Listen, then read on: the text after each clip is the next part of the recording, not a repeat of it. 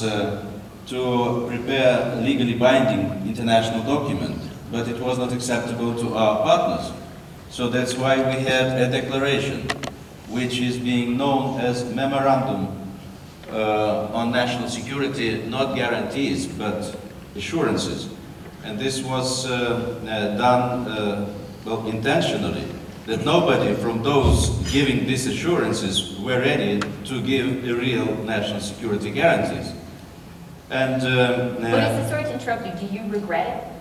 Did you do the wrong thing? No, I do not. I do not. I do regret that Ukrainians did not raise the issue before the guarantors, the United States, United Kingdom, and separately China and France, when the need arose. And it was said quite correctly that there were a number of instances in which Ukrainian side had to raise this memorandum before the guarantors, other guarantors. But it was not done. It was not done, unfortunately. Well, the article on economic cohesion as the reason for applying national security assurances was inserted on Ukraine's insistence. So, and some of the guarantors were against, well, applying economic cohesion as the reason for national security assurances. And finally, I would like to say that the mechanism, as a matter of self-criticism, the mechanism for national security assurances was not clear enough, and it never applied. Even under the circumstances when Russians were threatening our territorial integrity in 2003, trying to undermine our territorial integrity in the Kerch Strait over the Tuzla Island. I fully agree with the recipe presented here, how to fight corruption, how to impose sanctions on Ukrainian oligarchs and the representatives of the power. I fully support this. And in principle, I would like to say that the united opposition had addressed the US government and the European Union institutions to think it over for applying targeted, personalized sanctions. But none of those addressees responded positively. So they said that we are not ready for applying targeted sanctions because Ukraine is not Belarus yet. So that's why there is no ground for applying targeted sanctions. The opposition presented the vision and the guidelines for application of such sanctions. So we are waiting for the positive responses from the United States government and from the European Union institutions. As to the gas deal Yulia Tymoshenko helped to do in 2009, I would like to say that yes, she was under a serious pressure.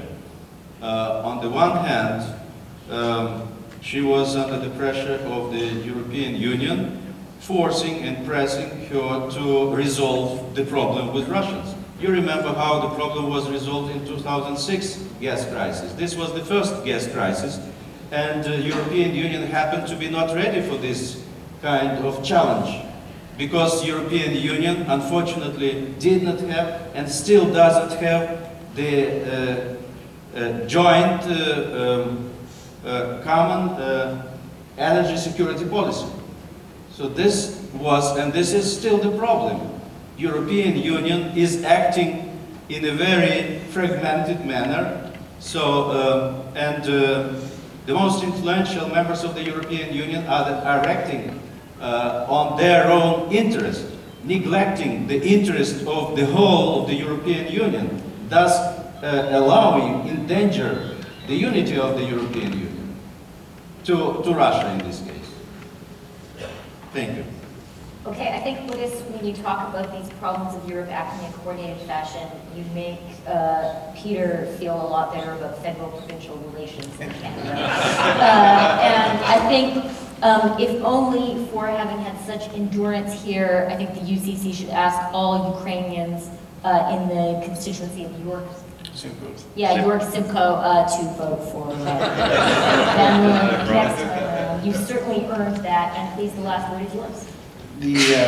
I am here kind of as an outsider in the sense that I'm not Ukrainian, though I have, of course, an appreciation. We take prisoners, Peter. Of some of the But what struck me when I was listening to the open mic session was how quickly it descended into kind of exposing the emotional frustration.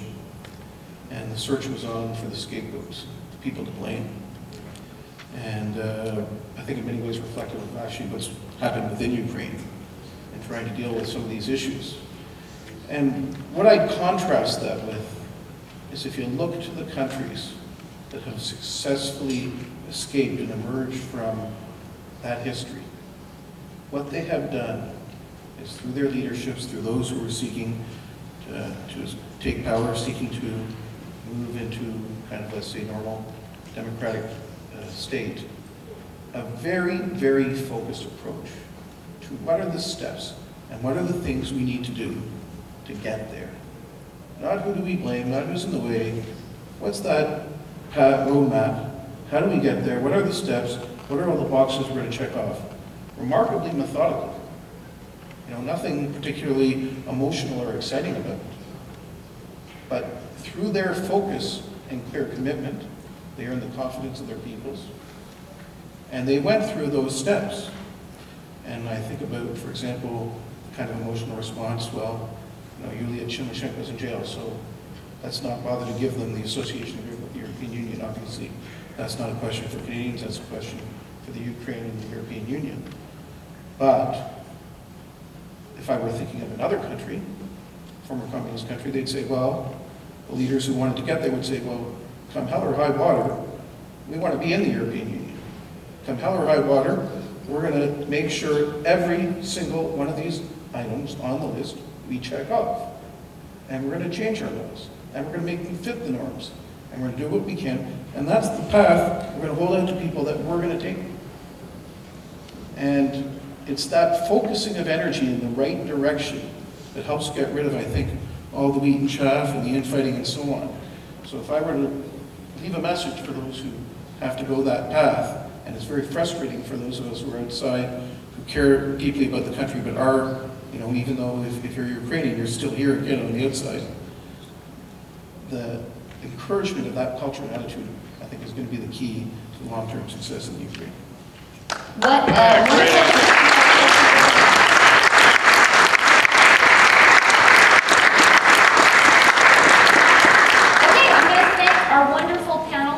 And thank everyone for their endurance. And well, Donna's going to say goodnight to us. I will, but I've got to tell you that I hope you enjoyed this as much as I did. The balls are clearly up in the air for the opening session. We'll have to discuss them tomorrow and see how many we can bring down to ground. But on your behalf, I'd like to thank 4 very insightful panelists and 1 very good moderator for a great opening session.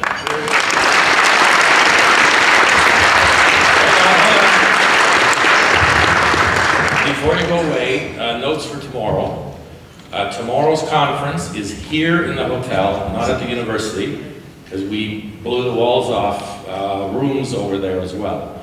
So it is being held in the main ballroom, which is out the door and to the right.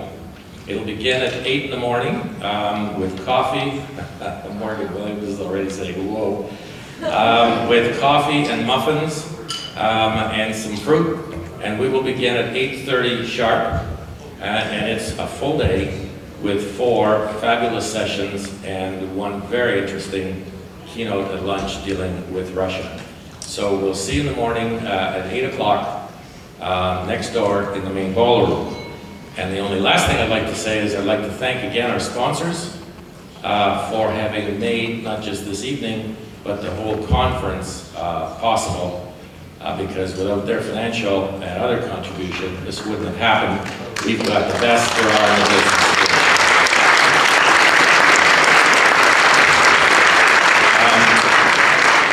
Thank you, and I think the bar is still open at the chateau. Thank you.